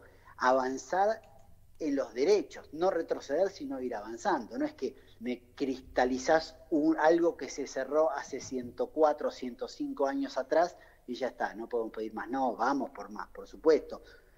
Pero después, en cuanto a lo que, o sea, esa parte del discurso es insostenible, pero bueno, está bien en términos de una discusión, pero la verdad que no está demasiado elaborado, para decirlo así, prolijamente. Pero después, esto de qué vamos a hacer con más jornada. Y entonces, a ver, un tema que tiene que quedar claro es que el eje central de la reducción de la jornada de trabajo tiene que ver con la mejora de las condiciones de vida de los trabajadores y las trabajadoras. Este es el punto central y es el motivo por el cual es muy importante trabajar en la reducción de la jornada. ¿Para qué más tiempo quieren los trabajadores? Y para la vida personal, para estar con la familia, para estar con amigos, para hacer actividades recreativas. Además, actúa como facilitador de la corresponsabilidad de las tareas de cuidado y, en definitiva, con mucho respeto, pero uno les preguntaría a las patronales, ¿y a vos qué te importa? Claro. Lo que hacemos en nuestro tiempo libre. Claro. En definitiva, hacemos lo que queremos. Es necesario mirar la tele, digo, teníamos un presidente de la nación que se jactaba de tener que llegar a la casa a las 7 de la tarde para ver Netflix. Pues, pero por eso, mirar la tele, leer un libro, ir a buscar a tu pibe al cole y caminar de la manito las cuadras que te separan de la casa. Digo, ¿qué te importa lo que es? No es de loco, pero es que el argumento es sorprendente, pero bueno. Pero entonces, frente a esto que es un tanto desorbitante, sí es importante dejar en claro esto. La reducción de la jornada es fundamental porque supone mejorar las condiciones de vida de los laburantes de la Argentina. Y además tiene beneficios adicionales. A ver. Creo que ese es el punto central. Pero después, la reducción de la jornada va en línea con la reducción de la siniestralidad laboral. Es decir, bajan en los países que han implementado la reducción de la jornada o en las empresas que lo han hecho motu propio, bajan los accidentes de trabajo y las enfermedades profesionales. Esto es de manual, obviamente. Un obrero, un trabajador, al finalizar una jornada de trabajo extenuante es mucho más proclive a tener accidentes de trabajo. O sea que, y esto para nosotros es fundamental, mucho más que estamos en un país donde es elevadísima la tasa de accidentes laborales y enfermedades profesionales. Y basta al efecto con mirar las estadísticas que publica Ahora, SRT, la Superintendencia de Riesgo del Trabajo. Se me ocurre otra que incluso debe ser mucho más inmediata, que es que aumenta la productividad. Es decir, si el tipo está más descansado y el tipo además está contento porque paseó el perro, vio la Netflix y todo eso, va a laburar mejor. Exacto. Entonces, lo que nosotros planteamos es, desde todos los puntos de vista que nos analicemos, es positivo. Desde el punto de vista de los trabajadores, porque mejora su calidad de vida. Reducen además los accidentes, que esto tiene que ver directamente con los intereses de los trabajadores, porque son los que ponen el cuerpo en el contrato de trabajo. Entonces, cualquier afectación a su cuerpo, lógicamente, los termina afectando en sus posibilidades de trabajo futuro. Pero después, desde el punto de vista de los laburantes, esto también supone, como ninguno de los proyectos plantea que la reducción de la jornada trae aparejada una reducción del salario, es decir, se mantienen los salarios actuales, pese a la reducción de la jornada, esto lo que permite también es en parte igual, pero la recomposición del poder adquisitivo del salario. Digo, nadie puede plantear seriamente que los trabajadores no están perdiendo hace unos cuantos años en el reparto de la torta. Y en un contexto inflacionario como el actual, no existe la menor duda de que los salarios pierden por goleada. Entonces, bajar la jornada y mantener el salario recompone de alguna manera el poder adquisitivo de la remuneración. Y después otra cuestión, desde el punto de vista de los intereses de los trabajadores, es que una medida de esta naturaleza lo que permite es repartir el trabajo existente. Sí, claro. Baja la jornada de trabajo. No es que genera nuevos puestos de trabajo adicionales, como si uno creara, no sé, una fábrica determinada requiere tantos trabajadores. No, acá no se va a crear una nueva fábrica por esto. Pero lo que va a suceder es que al reducir la jornada de los trabajadores que prestan servicios en esa fábrica, esto fomenta la contratación de nuevos trabajadores para cubrir esas horas de trabajo. Es fácil graficar esto que decís, me parece, en el ejemplo de un supermercado, ¿no? Es decir, si determinada cantidad de repositores ordenan tantas góndolas, se van a necesitar más repositores trabajando menor cantidad de horas. Exacto. Y después, en cuanto a todo esto que planteábamos, que tiene que ver con lo que son los intereses de los laburantes. Ahora, desde el punto de vista de las empresas, lo que vos planteabas, este tipo de medidas y los países que la implementaron y las empresas que lo hicieron como experiencia piloto son absolutamente claros y todos van en el mismo sentido, en que genera dos efectos constatables. De un lado baja el ausentismo, la gente falta menos al laburo, y de otro lado se incrementa la productividad. Entonces, este también sería favorable para ciertos sectores de actividad que verían un incremento en la productividad. Así todo, lo que nosotros planteamos es, señores, igual, el eje central es mejorar las condiciones de vida de nuestro pueblo, que está compuesto en forma abrumadoramente mayoritaria por trabajadores y trabajadoras. Claro. Y nosotros tenemos una asignatura pendiente. ¿Por qué? Porque tenemos una ley de 1929. Y porque el resto de los países, Chile, Colombia, México, digo para hablar de nuestra América profunda, pero también tenemos experiencias en España, Suecia, Suiza, Finlandia, Islandia, Japón, digo, un montón de países están avanzando en este mismo sentido y algunos ya han avanzado hace tiempo, con resultados siempre absolutamente positivos. Entonces, la oposición de las patronales, y sí, es de manual, se van a oponer. Como me imagino que habrá sucedido, y como de hecho sucedió, no es que me imagino, de hecho, con la intervención de Natalia Salvo, que es nuestra presidenta, leía una declaración de la UIA en las discusiones de las anteriores normativas de jornada, donde también se oponían a la jornada máxima de 8 horas. ¿Cómo se van a oponer sistemáticamente? Aún en aquellos casos en que las medidas terminen teniendo efectos positivos, como creo que sería el caso de la reducción de jornada de cara a la productividad. Claro. Pero igual, la productividad, en los últimos 20 años incrementó un montón la productividad, sin embargo, el reparto de ese excedente no fue para los bolsillos de los trabajadores y trabajadoras. Claro. Entonces, está fenómeno todo con la productividad, maravillosa, pero blanden un argumento de productividad cuando en los últimos 20 años esa productividad o los beneficios de esa productividad brillaron por su ausencia en los bolsillos de los laburantes. Mira, Luis, mientras vos decís esto, nos escribe Carlos, que nos está escuchando desde Coruña, España, y dice: la jornada laboral en España es de 40 horas semanales y España es la cuarta economía de Europa, plantea. Perfecto. Es que es así. Sí, tengo 3 preguntas para hacerte. Una que se me ocurre que debe ser tal vez una de las preocupaciones que le pueden llegar a surgir al laburante que está trabajando 48 horas semanales y conoce el tratamiento de esta norma. Lo que se debe preguntar es, bueno, a ver, yo trabajo 8 horas por día de lunes a sábados. Me van a decir, bueno, a partir de ahora, en vez de trabajar 6 días a la semana, trabajás 5 días. ¿Me van a pasar a pagar un 20% menos también? No. En todos los proyectos que se están discutiendo se mantiene el salario de los trabajadores. Y es más, esto no lo comenté porque es fundamentalmente el proyecto elaborado por Ormachea y por Palacio, es un proyecto integral que supone la modificación de distintos artículos, no solamente de la ley de jornada, de la 11.544, esta que les decía de 1929, sino también de la ley de contrato de trabajo, donde la reducción de la jornada viene acompañada de otras medidas. Por ejemplo, se incrementa al doble el pago con recargo de las horas extras.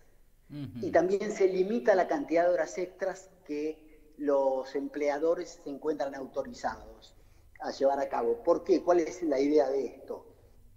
De evitar lo que sucede ahora, que con salarios malos se cubran necesidades ordinarias con tarea extraordinaria. Claro. Entonces, la idea es que haya buenos salarios y que los empleadores contraten más trabajadores. No que hagan laburar jornadas eternas a los trabajadores pagando horas extras, excedidos absolutamente los límites legales que hoy mismo existen en cuanto a la cantidad de horas extras que puede hacer un trabajador para cubrir necesidades ordinarias. Entonces, hay distintos puntos de la normativa que permiten, de un lado, que garantizan que no va a haber disminución en el salario que percibe el trabajador. Si un trabajador hoy cobra, por decir tirar una cifra al voleo, 300.000 pesos por trabajar 8 horas por día, una jornada semanal de 48 horas, una jornada semanal de 36 horas le garantiza el mismo salario. Bien. Y si hace horas extras, esas horas extras se van a pagar muchísimo más de lo que se pagan hoy día. Claro. Otra pregunta que te hago es... ¿Cuáles serían los tiempos legislativos, que ya sé que esto no me lo podés responder con certeza, ¿no? Pero, ¿esta ley podría salir este año? Y la verdad que me parece que sería complejo, pero no soy un especialista en tiempos legislativos. Pero bueno, yo creo que es una ley. Estamos en los primeros pasos, ¿no? Como que arrancaron las discusiones. El encuentro del día de ayer tuvo que ver con conocer los distintos proyectos, opinión de distintas entidades. En ese marco nosotros fuimos convocados, escuchar distintas opiniones de dirigentes sindicales, los representantes del empresariado, y seguramente se van a seguir convocando distintas organizaciones y entidades. O sea que estamos en una etapa muy preliminar. Pero me parece a mí que lo que demostró el encuentro de ayer, e inclusive se extendió muchas horas, con debates muy acalorados, pero donde quedaba clarísimo que, a no ser algunos representantes muy, muy comprometidos con el paradigma empresarial, pero quedaba clarísimo que este es un tema que hay que resolver en nuestro país. Y no con la mira puesta en el interés de las patronales, sino con la mira puesta en el interés de los trabajadores y las trabajadoras, porque este es un país en donde se trabaja demasiadas horas. O sea, sos optimista en el sentido de imaginar que se puedan lograr los consensos necesarios como para que una ley de estas características sea aprobada. Es decir, pensándolo en un Congreso fragmentado en varias fuerzas políticas, ¿no? ¿Vos creés que se pueden lograr los acuerdos de las distintas fuerzas? Yo creo que sí, soy optimista, también soy un eterno optimista en esta y en otras tantas cosas. Pero bueno, me parece que tardará un poco más o tardará un poco menos. Es como otras discusiones y como otras ampliaciones de derechos que tuvieron lugar cuando hablábamos del matrimonio igualitario, cuando hablábamos fundamentalmente el tema del aborto, ¿no? Claro. Entonces, en algún momento las iniciativas no prosperaron, pero era algo que necesariamente se iba a terminar dando. Bien. Y ¿por qué se dan? Por las luchas populares, fundamentalmente, porque todo cambio tiene lugar cuando hay una lucha popular atrás. Esto no es nuevo, no lo estoy inventando yo, es absolutamente conocido.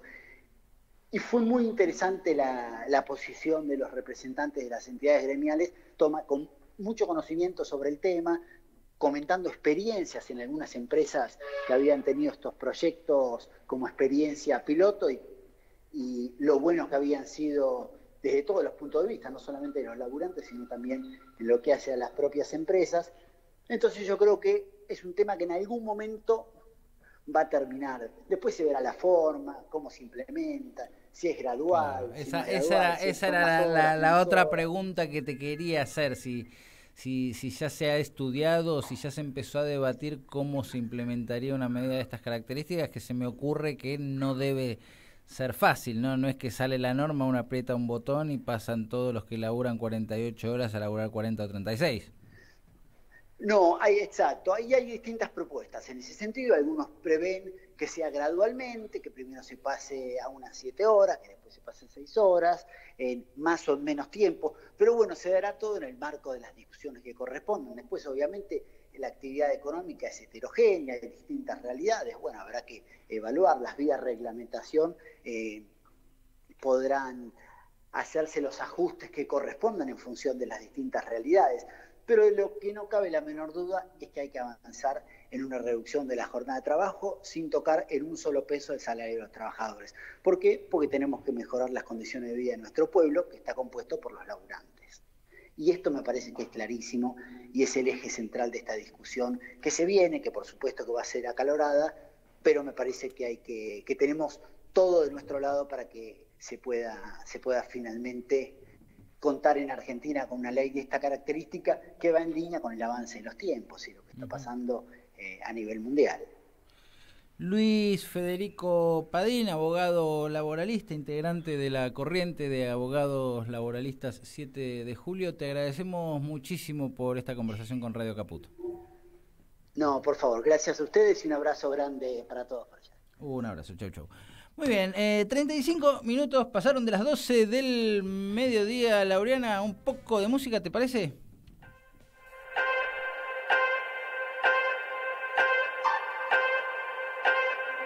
No sé de dónde viene toda esta gente, no la conozco, quiero servirles.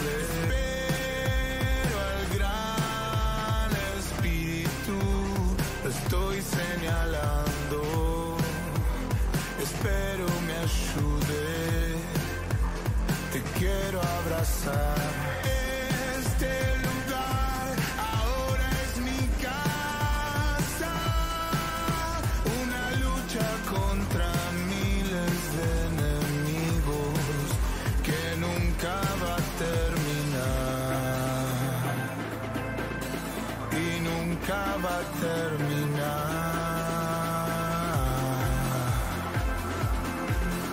Y nunca va a terminar.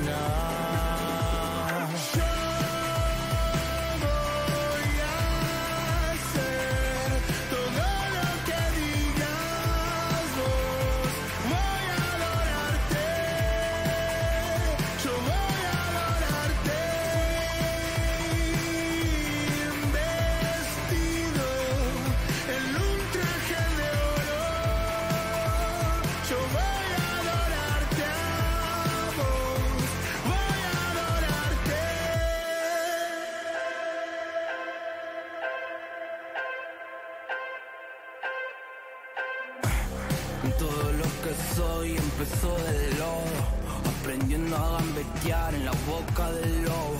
Corrí como un rumor en la boca de todos, crucé los mares y dejé mi estela de oro. Y gira el mundo y de pronto parece a mis pies transpiran. Me sueño buscando un lugar donde ser, lo sé.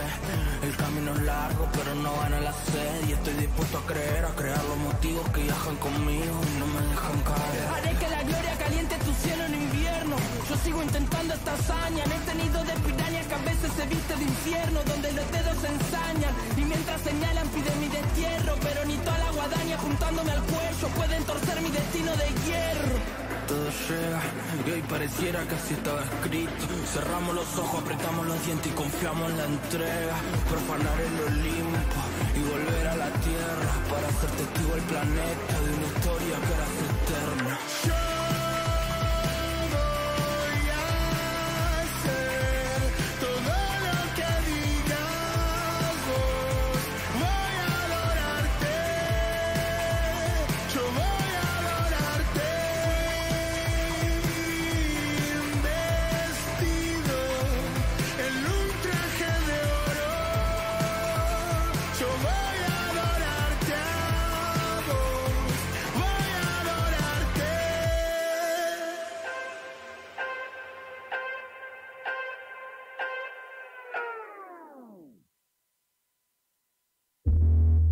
En Caput. Diego Capusotto. Son todos drones. Pasan cosas.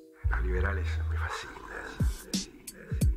Señor, se robaron el PBI. He notado en esta radio que estaban todos escondiendo PBI que se robaron. Una vergüenza. Son todos drones. La vi a Eve comiendo un sándwich de PBI, de salame y queso. Son todos drones, señor, se robaron el PBI. Radio. Caput. Parece que hay un combate ahora el sábado por Space de Dylan contra Valcarce. Esas cosas. Los liberales me fascinan. Vuelve Esa Mujer. El cuento de Rodolfo Walsh.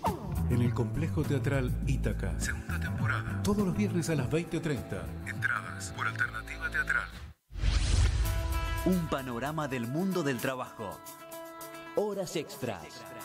Vilma Noce y Hugo Gullman. Qué lindo lo venís. Sumate a Horas extras. Un beneficio sin impuesto a las ganancias. Horas extras. Miércoles a las 3 de la tarde. En Capot. Telam. 78 años de historia avalan nuestro presente. Proyectan nuestro futuro. Telam. Tan nuestra. Tan argentina. www.telam.com.ar. Noticias. Policiales. Dan un golpe comando a un camión penitenciario en la localidad bonaerense de Campana y logran la fuga de un detenido. 4 delincuentes que portaban armas largas interceptaron una unidad de traslado, liberaron a un preso para luego huir también con las armas de los agentes. El hecho ocurrió a las 9:30 de esta mañana en el cruce de las calles Belgrano y Liniers de esa ciudad del norte del Gran Buenos Aires, donde la banda liberó a un preso identificado como Juan Manuel Montauti Vasallo y escapó en una Ford Ranger por la ruta 6 en dirección hacia Exaltación de la Cruz. Montauti Vasallo estaba siendo trasladado por el Servicio Penitenciario Bonaerense desde una unidad penal de Campana al hospital local por una aparente afección cardíaca. Buenos Aires. Electrificarán y renovarán el tramo del ramal Victoria Capilla del Señor con fondos del Banco Mundial. Trenes Argentinos Infraestructura lanzó hoy una licitación pública nacional e internacional con ese objetivo. Los trabajos comprenden la electrificación del tramo de la línea Mitre entre Victoria y El Talar, actualmente perteneciente al ramal Victoria Capilla del Señor. El crédito de $347 millones del Banco Mundial aprobado en 2021 prevé la ampliación y renovación de la playa ferroviaria de Retiro, actualmente en curso, la construcción de 3 nuevas estaciones, Facultad de Derecho, Bancalari y Nordelta, y la puesta en valor de más de 20 estaciones. Deportes. Juan Manuel Fangio fue elegido como uno de los 5 mejores pilotos de la historia por la inteligencia artificial. El argentino fue seleccionado según la investigación realizada por el prototipo de inteligencia artificial ChatGPT, desarrollado en 2022 por OpenAI, que recibe consultas constantes de los usuarios en busca de recibir una respuesta precisa. Según el trabajo de la inteligencia artificial, entre los 5 mejores pilotos de la historia de la Fórmula 1 figuran Juan Manuel Fangio, considerado uno de los más grandes pilotos de todos los tiempos porque ganó 5 campeonatos mundiales en la década del 50 y dominó la Fórmula 1 en una era en la que la seguridad era mucho menor. Los otros pilotos elegidos son el inglés Lewis Hamilton, el alemán Michael Schumacher, el brasileño Ayrton Senna y el francés Alain Prost. Más información en telam.com.ar. ¿Querés arrancar la mañana bien informado? Infosiberia, las noticias en tu celular. Mandá un mensaje de WhatsApp al 11 3205 8813 y recibilo gratis todas las mañanas. Infosiberia, las noticias en tu celular. Radiocaput.com. Estás conectado. Estás en Caput.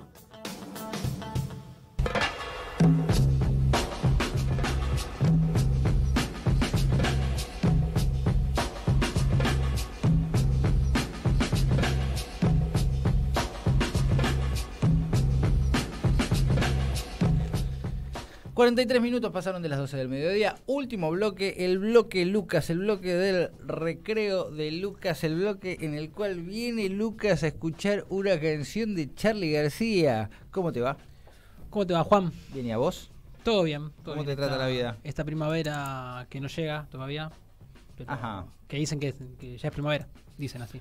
Dicen los que estudian los movimientos de los cuerpos celestes que ya es primavera. Dicen así, aunque no lo parezca. Aunque no parezca primavera.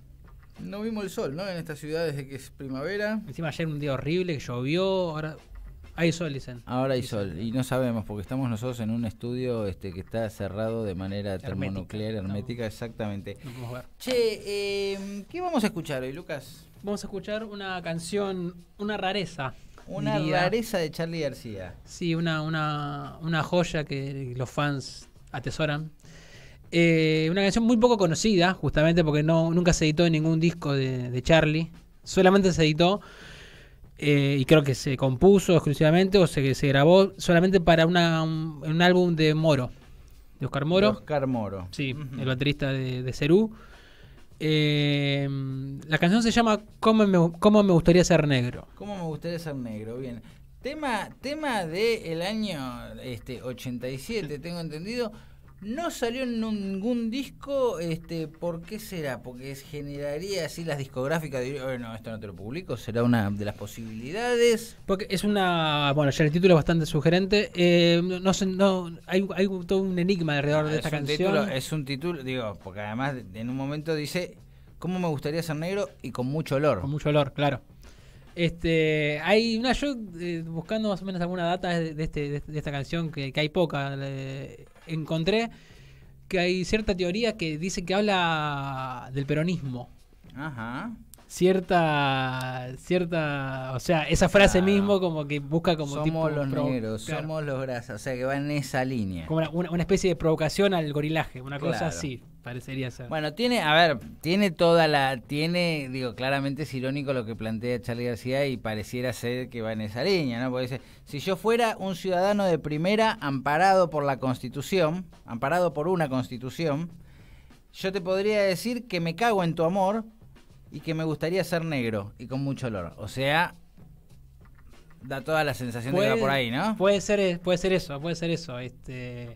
Bueno, hay una canción que también... ¿viste? Porque Charly ya vimos que tenía perspectiva de género y además también es peronista. Es una cosa increíble este hombre. Este tema me hace acordar esta teoría que está... Bueno, el otro caso no es una teoría, creo que ya es así. El tema, ¿ubicás? DLG de Fito Páez. Sí, claro. Cintia García, cuando hacía su programa a la 1 de la tarde acá hace algunos años, abría todos los días con esa canción. Y estaba todo muy bien hasta el momento en el que Cintia se ponía a cantar bueno, le mandamos un fuerte abrazo a Cintia. Esa canción también tiene esa teoría de que es una canción para el peronismo. Claro. Acá Charlie. Bien, bueno, viste, entonces Cintia, Fito, Charlie, todos peronistas. Todos peronchos, loco, ¿te das cuenta al final? Somos todos peronistas, nada más que no nos damos cuenta todavía. Y es una canción hermosa. Yo este tema lo conocí en un compilado que fue ahí, Oro, creo. Hay un compilado que se llama Oro. Sí. Que está, bueno, ahí encontré esta canción. Y me encantó porque es una melodía muy a lo Cerú. Es muy Cerú Girán. Ajá, muy Cerú Giranesca. El teclado, los cortes de batería, es muy Cerú. Bien. Y nada, es una canción que me gusta mucho. ¿A vos? ¿Vos la conocías, imagino? Sí, por supuesto que sí. Sí, me gusta. Digo, no es una de esas canciones que escucho todos los días. Como ese tema que pasamos de Tato, que a vos te encantaba. Ese sí. Rareza también. Qué temazo ese. No dije que porque me gusta el tema, pero no es uno de los temas que... Lo que pasa, tiene una explicación, porque ustedes eran muy jóvenes, pero yo durante mi adolescencia escuchaba los temas de Charly García desde los discos, ¿no? Claro. Y me acuerdo que iba a Musimundo a mirar discos y cuando me aparecía un compilado dando vueltas por ahí, que había de Charly había muchos... lo miraba con desprecio, ¿no? Es decir, yo nunca me voy a comprar un compilado porque tengo los discos originales de Charly García. Y con esta canción tenía un problema porque aparecía justamente en Oro, yo me acuerdo. Y yo decía, pero yo no me voy a comprar el disco entero, que tengo todas las canciones, que además no me gustaba el compilado que hacían, es decir, me gustaban a mí las canciones en su contexto original. Claro. Y entonces decía, ¿cómo no me voy a comprar el disco entero por solamente esta canción? Entonces, bueno, no era una canción que estuviera escuchando. Claro. Me pasaba eso. Por eso. Exactamente. Esa explicación. Sí. Bueno, ¿qué hacemos? ¿La escuchamos, te parece? Dale. Muy bien, vamos entonces con Cómo me gustaría ser negro de Charly García.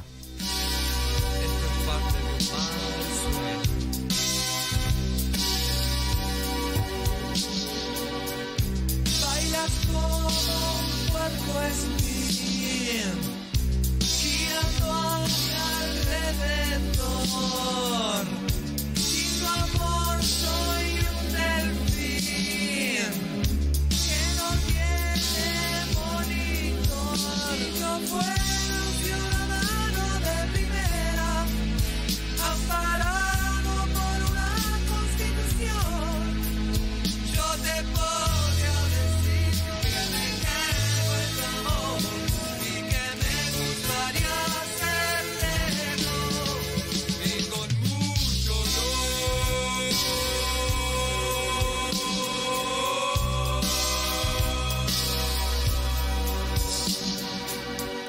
Entro solo al cabaret, veo lo que quería ver más, el pescado de un ballet no paraba de sangrar. Si estuviera enamorado por primera vez, quizás te podría alcanzar el algodón, pero no hay por aquí nada blanco, mi amor. Como me gustaría ser negro y con mucho dolor.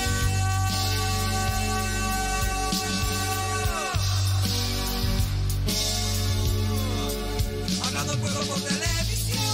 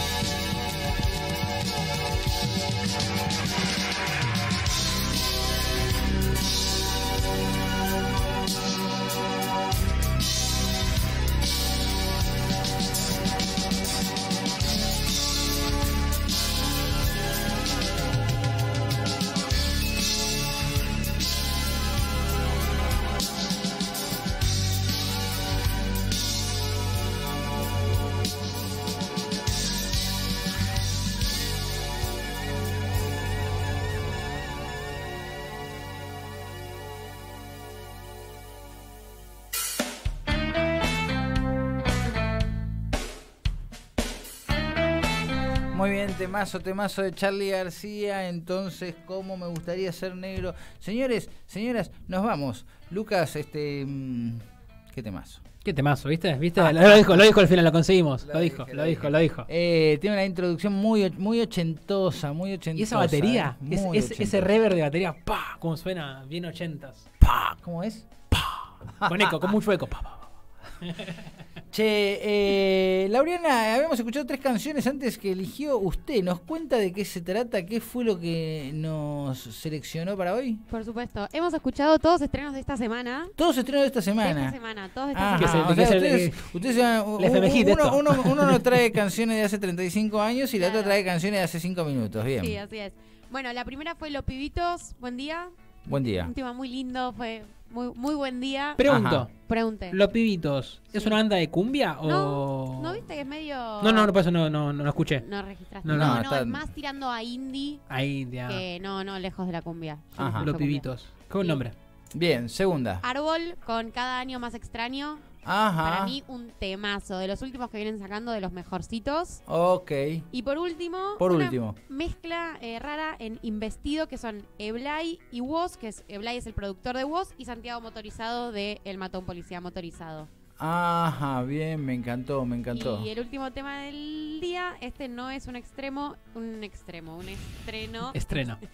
Es un elegido personal que es Militantes del Clímax haciendo Panorama. Militantes del Clímax. Gran banda, recomiendo, hacen shows en vivo muy buenos. Si te gusta poguear. La señorita es una militante del Clímax. Me gustó el cambio de... Vos sabés que justamente hoy Emanuel Peroncho Rodríguez nos decía en Infosiberia que Milei, viste que dijo que fue cantante de rock. Sí, bueno. ¿No?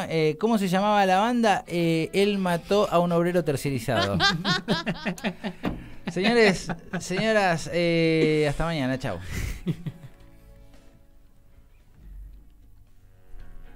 ¿Qué importa el panorama, la foto, el cartel de fama, el camarín con flores, banana y opción vegana en un país que a las mujeres las matan como si nada? ¿A quién le importa si la Rihanna de Lanús está en tu cama o si quemas marihuana, si sos el rey de la manzana? No son tan especiales vos y tu fin de semana. Hay gente que está loca y pasan cosas que son raras y otros solo abren la boca y hablan porque hablar giladas paga. Hay que hacer billete porque nada se regala, pero a costa de qué nadie se lo preguntaba. Y cuando hubo que poner lo que tanto se tocaba, que te cuento cómo fue que están los bebés echando baba. Todo está jodido y antes también lo estaba, sea por un virus, por un vivo en la Rosada o por un tiro que se fue perdido, andan por la barriada. Hoy le escribo algo